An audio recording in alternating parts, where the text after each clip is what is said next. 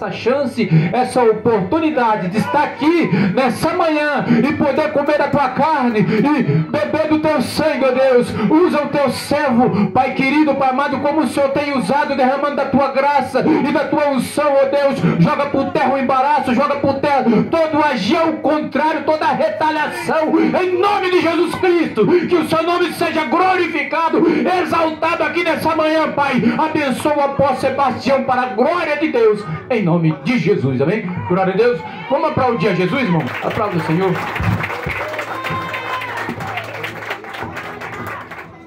Amém. Glória a Deus. Salve a igreja com a paz do Senhor. Deus abençoe a sua estadia aqui neste lugar. Deus abençoe a sua entrada e a sua saída. Que o Senhor te cubra com o teu sangue. Você que está participando, você que está conosco, o Senhor te abençoe com toda a sorte de bênção. Eu lembrei um fato interessante. Há 4 anos atrás, estive na Argentina ministrando uma conferência e agora o pastor Israel estava orando e ele disse assim: tira todo embaraço. Aí eu estava lá ministrando e aí vieram as pessoas para ser ministrada e eu estava orando sobre a cabeça de um rapaz. Aí eu orei assim: tira todo embaraço. E aí eu vi ele saindo fora assim. Aí eu perguntei para o apóstolo: o que é embaraço? Ele disse: ah não, embaraço não pode, embaraço é gravidez. Em espanhol, gravidez é embaraçado. Tem sentido, né? Tem sentido. Está grávida, está embaraçado, está com problema. Não um problema que não possa se resolver, né? Mas está com um probleminha, né? E aí ele está orando agora, eu lembrei na hora, né? Mas abra sua Bíblia. No Evangelho de Lucas, capítulo 22. Evangelho de Lucas, capítulo 22.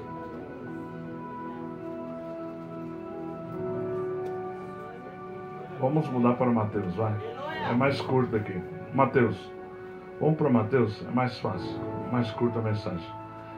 Mateus capítulo 26, versículo 17 ao 19. Pronto, só isso.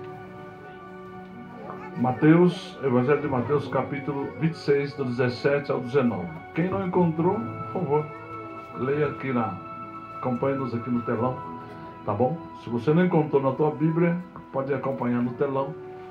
Diz assim: e no primeiro dia da festa dos pães ázimos, chegaram os discípulos a Jesus, dizendo-lhe: onde queres que façamos os preparativos para comeres a Páscoa? E ele disse: ide à cidade, a um certo homem, e dize-lhe: o mestre diz, o tempo está próximo, em tua casa celebrarei a Páscoa com os meus discípulos. 19 e último. E os discípulos fizeram como Jesus lhes ordenara e prepararam a Páscoa. Amém? Pode fechar sua Bíblia. Por favor, feche sua Bíblia, olhe para mim. Se você olhar para mim, eu vejo que você está olhando para mim. E quando você olha para mim, eu sei que você está me entendendo. Porque às vezes a pessoa diz: não, estou no Espírito, e fecha o olho. Tem que olhar para mim. Eu também estou no Espírito, mas não vou fechar o olho. Eu quero olhar para você. Porque eu vejo se você está prestando atenção. Isso é importante. Se ouve com o ouvido, mas também se ouve com a vista. Aquilo que você vê, você guarda. Então, por essa razão, eu preciso que você olhe para mim. Jesus sempre dizia assim: olhe para mim. Não é isso? Jesus chamava a atenção e dizia: olhe para cá. Eu estou falando, olhe para mim. E Jesus não fechava o olho, ele olhava as pessoas. Até na hora da oferta, a Bíblia diz que Jesus não ficava igual muitos que não gostam do dinheiro, aparentemente não gosta. Não gosto nem de falar de oferta. O pastor que não fala de oferta está com problema. Porque a igreja vive de doações, né? De ofertas, dízimo e ofertas. Jesus ficava na hora da oferta, ele ficava assim, ó, olhando no gasofilácio. Por isso ele viu quando os ricos traziam no vestido e viu que a mulher trouxe Só as moedinhas. Ele estava olhando. Quando ele viu a moedinha cair, ele disse, para a fila, caiu a maior oferta. Isso é cuidado da obra de Deus. Você que é obreiro, você que é membro, um dia será obreiro, você precisa estar atento, olhando tudo, observando todas as coisas. Não feche o olho, esteja com o olho aberto. Se está intercedendo por alguém, interceda com o olho aberto. A pessoa pode avançar no pastor, avançar em quem está orando, você tem que estar lá olhando. Se a pessoa cair, você tem que estar olhando. O pessoal começa a pular na igreja, a rodar, o obreiro também fecha o olho e sai pulando. Não, o obreiro tem que estar olhando. Senão vira bagunça. Né? O obreiro tem que estar olhando. Depois você entra no espírito. O obreiro tem que estar de olho aberto. Porque senão dá problema. Tá? Jesus, ele... Eu estou falando isso para que você fique mais descontraído. Mas aqui é a palavra da ceia. A Bíblia diz que no primeiro dia dos pães ázimos. Primeiro dia. Por que a Bíblia diz o primeiro dia? Porque a ceia, ela era celebrada durante 7 dias. A Páscoa, ela era celebrada durante 7 dias. A ceia era uma vez. Era na hora. Porque a ceia é aquilo que você vai comer à noite. É o jantar. Tá certo? É a ceia. Então, a Santa Ceia, ela tinha 2 etapas. A ceia, depois a Páscoa. A Páscoa era a comunhão do corpo de Cristo. A ceia era comida mesmo. Comer, jantar. Então, Jesus, no primeiro dia da festa, que seriam 7 dias, o que Jesus fez? Ele disse, olha, chamou os discípulos para si e perguntou, onde queres que preparamos a ceia? Os discípulos disseram, onde queres que preparamos a ceia? E Jesus disse, olha, vá, né? Vai até a cidade e você vai ver um homem levando um cântaro d'água. Era incomum, ou era fora do comum, um homem carregar um cântaro de água. Não era normal. Quem fazia esse serviço eram as mulheres. Mas Jesus disse, olha, vai ter um homem carregando uma vasilha de água. E quando vocês encontrarem este homem, pergunte ou diga para ele, olha, o mestre precisa da tua casa para cear. Ou seja, onde está o lugar? Glória a Deus. Eu quero que você preste muito bem atenção nisso. Quando você vai para uma ceia, ou quando você vai celebrar a comunhão do corpo de Cristo, você pode ter surpresas na tua vida. Porque não era comum um homem carregando um cântaro d'água. E Jesus disse para os discípulos, vocês vão ver um homem carregando um cântaro d'água. O que é impossível para você ver na tua vida até agora? Jesus está dizendo, é possível. Hoje você está na ceia, é possível você ver. Ah, isso não pode acontecer, não é comum. Jesus está dizendo, hoje vai ser comum. Mestre, vai ter esse homem mesmo carregando um cântaro d'água? Pode ir que ele vai estar lá. É interessante, irmãos, que há um sincronismo. Aleluia! Há um sincronismo de Deus. E muitas vezes você perde a oportunidade por perder o tempo. É verdade, meu Deus. Diga comigo, quando eu me atraso, eu posso perder a oportunidade. Eu posso perder a oportunidade. Os estrangeiros, normalmente, eles trabalham com relógio. Todos eles têm relógio. Quando ele marca um acordo com você, qualquer negócio, ele tem um relógio no braço, no pulso. E ele diz, que hora nós vamos fazer tal negócio? Tal hora ele está lá. Se você atrasar 3 minutos, ele vai embora. Perdeu o negócio. Com Jesus, existe o mesmo sincronismo. O mesmo sincronismo. Jesus não tem um relógio nosso, mas ele está no nosso horário. Ele está no nosso horário. É interessante você observar isso, porque quando você diz assim, o culto da nossa igreja vai ser das 19h30 às 21 horas. 19h30, Deus envia o anjo daquele culto. Deus envia um anjo. Independente se você chegou ou não. 19h30, está acordado lá. No dia o anjo vem e entra e para aqui na frente do culto. O anjo responsável por aquele culto, que vai cuidar daquele culto. Porque Deus não vem, Ele tem anjo que faz isso. Muita gente diz, oh, vem Jesus, oh Deus, esteja aqui conosco. Não, tem um anjo à vontade, por que eu vou estar lá? Ele envia um anjo disponível para aquele culto. O anjo chega às 19h30 e 21 horas ele vai embora. Tem gente que estende o culto, 21h30, 21h20, o anjo daquele culto já foi. Porque você fez um acordo, escreveu na placa da igreja, 19h30, 21 horas. Falou para todo mundo, 19h30, 21 horas. 21 horas o anjo já vai embora.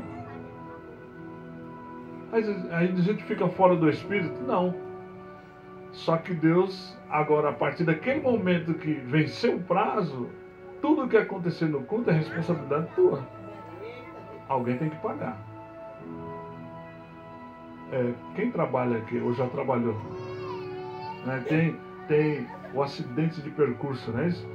Se você vai à empresa ou está voltando da empresa e sofre um acidente, a empresa paga. Coloca você na caixa, no seguro, seja da maneira que for, e você recebe. Porque chama-se percurso, acidente de percurso. Você está dentro do prazo, indo e voltando. Se você se acidenta no sábado ou no domingo, não tem caixa. Você não está trabalhando. A responsabilidade é sua. A empresa é responsável por você enquanto você está com ela. Assim é a obra de Deus. Quando você faz um acordo, você faz um voto, a Bíblia não diz assim, quando você fizer um voto, cuide em pagar. Porque se você não pagar, o anjo vai correr atrás de você para te pegar. E ele vai cobrar.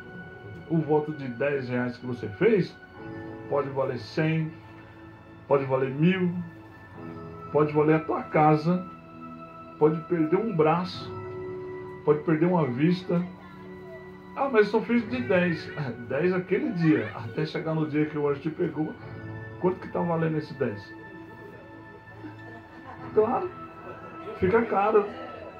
Então, quando você vem para a ceia, você tem que se preparar para o milagre de Deus, para o improvável acontecer. Porém, existe um sincronismo. É isso que eu estava falando para você. Existe um sincronismo. Quando o Senhor diz para você, olha, se levante, se coloque de pé porque eu vou falar com você agora. Ah, está todo mundo sentado. Perdeu a bênção. O anjo, ou você ouve o Senhor dizer para você assim, agora dá um glória.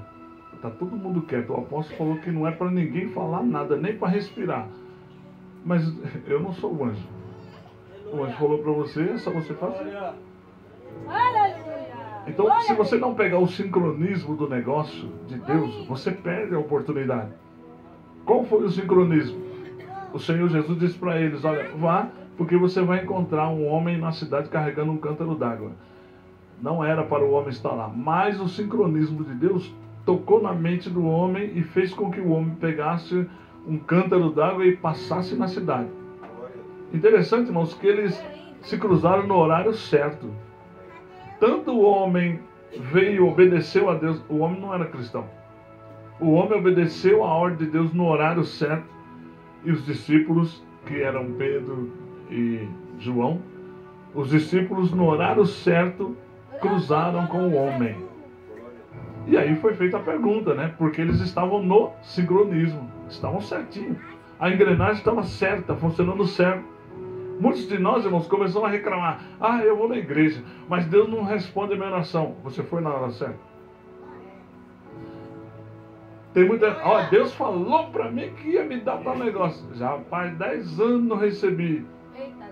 Deus falou, Ele vai te dar. Você foi na hora certa? Você estava lá na hora certa? Procurou a pessoa certa? Orou na hora certa que Ele mandou? Se não fez, irmãos, o teu horário passou. Você vai precisar de uma outra oportunidade.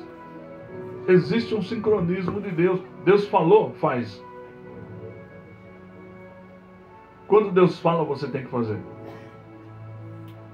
O homem estava passando no horário certo, no lugar certo, e os Pedro e João encontrou-se com o homem. E aí fez a pergunta, onde está o lugar preparado para a ceia do Senhor. No sincronismo de Deus, também o homem já tinha lugar preparado. Veja que interessante, o homem não era cristão, mas ele sentiu em preparar um lugar para uma ceia. Ele não sabia que era a ceia com Jesus, mas o lugar estava preparado. Onde está o aposento alto? Não era baixo, era no alto. Cenáculo, sempre quando você ouve cenáculo na Bíblia, é alto, segundo andar. Porque a igreja sofreu uma perseguição, então todas as igrejas eram feitas no piso superior. Porque de lá de cima eles olhavam o que estava acontecendo lá embaixo.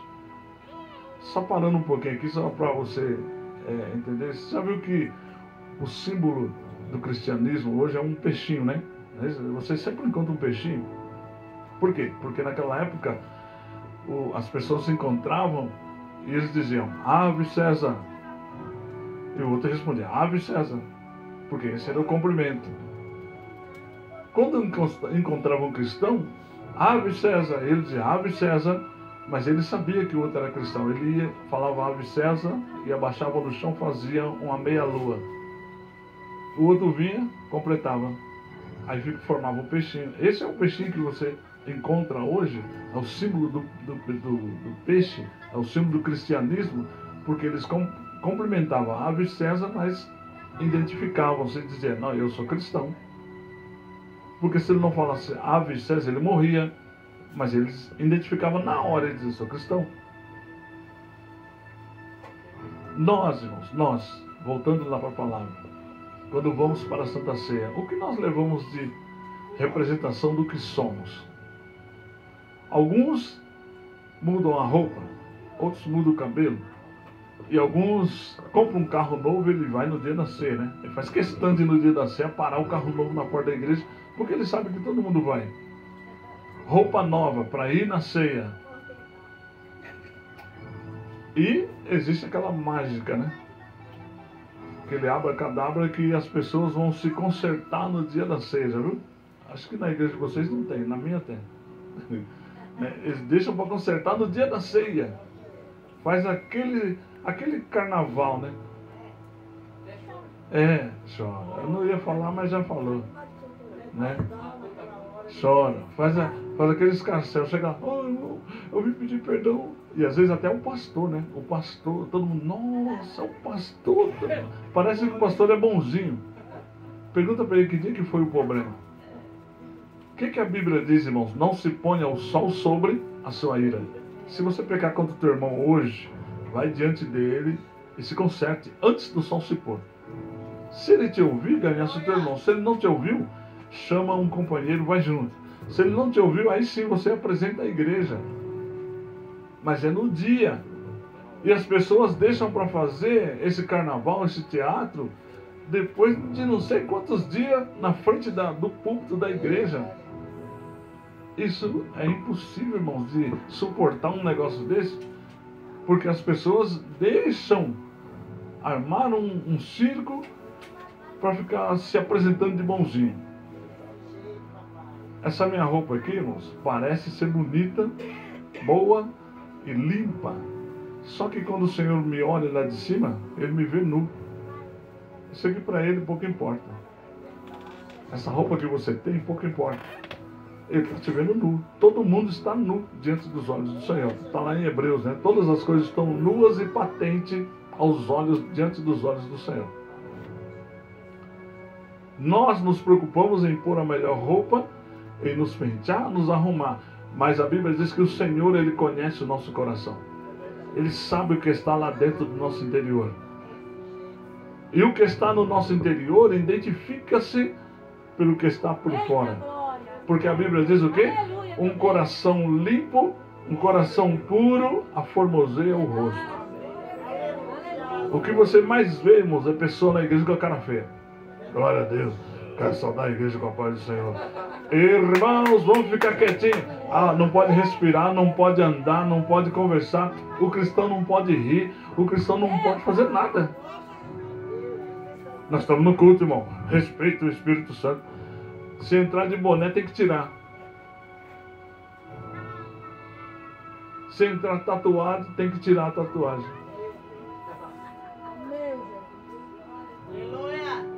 Irmão, se uma tatuagem vai me atrapalhar a minha ministração, se um brinco, um pingente, seja qual for, vai atrapalhar, vai tirar minha atenção, isso indica que eu não estou no Espírito.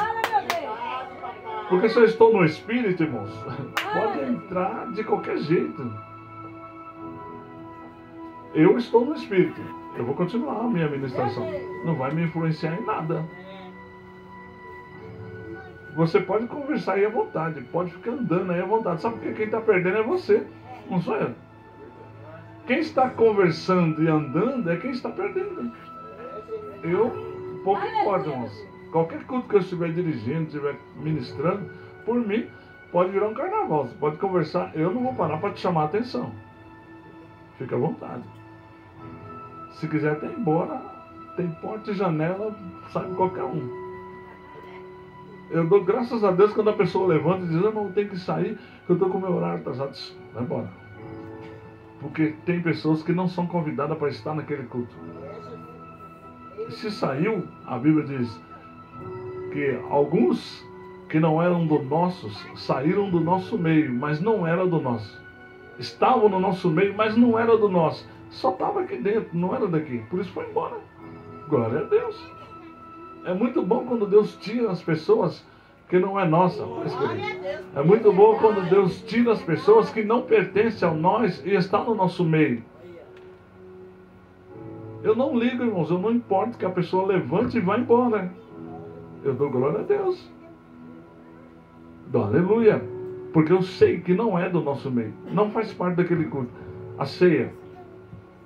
Jesus, aí disseram aos discípulos, o mestre manda dizer, o meu tempo está próximo. Em tua casa celebrarei a Páscoa.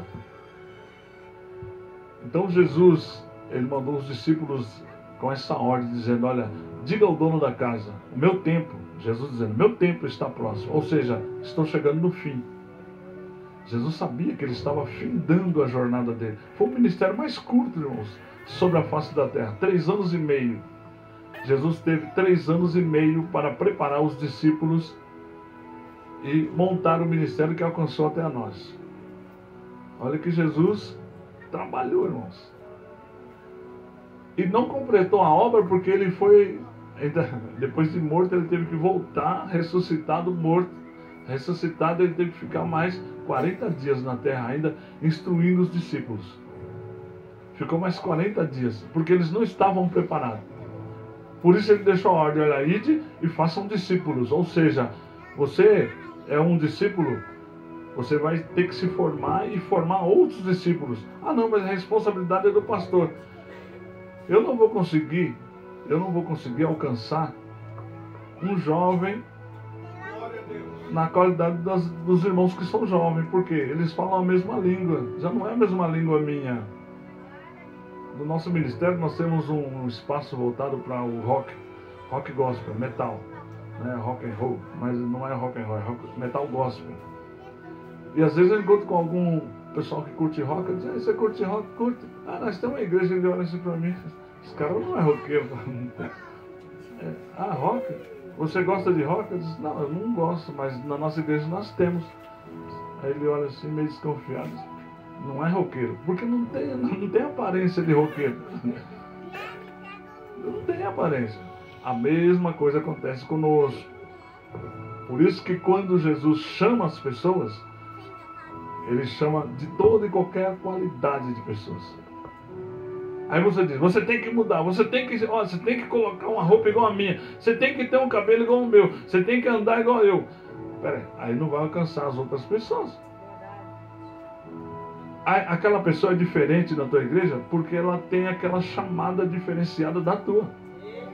Você tem que entender isso. Você precisa compreender isso. E a Santa Ceia, irmãos, quando Jesus ele disse assim, isso aqui é o meu corpo, isso é o meu sangue. O corpo, a ceia é para que nós estejamos na comunhão. O que é comunhão? É você estar juntos, compartilhando um com o outro. Interessante que a Bíblia diz que certa feita Jesus, na multiplicação dos pães, pastor Israel, a Bíblia diz que Jesus multiplicou 5 pães e 2 peixinhos, né? O menino tinha lá e Jesus pegou 5 pães e 2 peixinhos, orou, multiplicou em 12 cestos, não é isso? E deu para os discípulos. Os discípulos pegaram o cesto e ficaram olhando para Jesus dizendo, mas tem muita gente. E Jesus disse, vocês precisam viver também o mesmo milagre. Experimente isso. Como? Ele disse, eu não fiz de um cesto, eu não fiz 12. Façam vocês o mesmo. Ele disse, mas tem muita gente. Ele disse, multiplique mais. Porque comigo o milagre deu para 12. Mas agora vocês vão ser multiplicadores do que eu já fiz. Multipliquem muito mais. E eles começaram a dar meio tímido, né? Deu um pão, um peixe, o peixe olhou e estava lá. E ficaram animados. Disse, tem mais. E começaram a ser animados. Deu tanto, irmãos, que sabe que crente quase não come. Crente não come. Crente não come. Comer, irmãos, que deixaram aquele rastro que fica nas nossas igrejas, né? Termina o culto, você vai ver, tem papel debaixo da banca, pedaço de coisa jogado dentro da igreja, tem tudo. Esquece até celular. Só que não acha mais. Esquece Bíblia, também não acha mais. Tem nome na Bíblia, mas não acha mais. Tem no celular tem a agenda, mas não acha mais. Ah, não foi aqui, não achou. Então, os discípulos começaram a alimentar aquela multidão. E a Bíblia diz que eles comeram até sobrar. Qual foi a ordem de Jesus aos discípulos? Mestre, olha, já comeram. Jesus disse, dá uma olhada no chão. Tem pedaço sobrando. Sim, tem pedaço, mas é resto. Recolham todos, põe no mesmo cesto.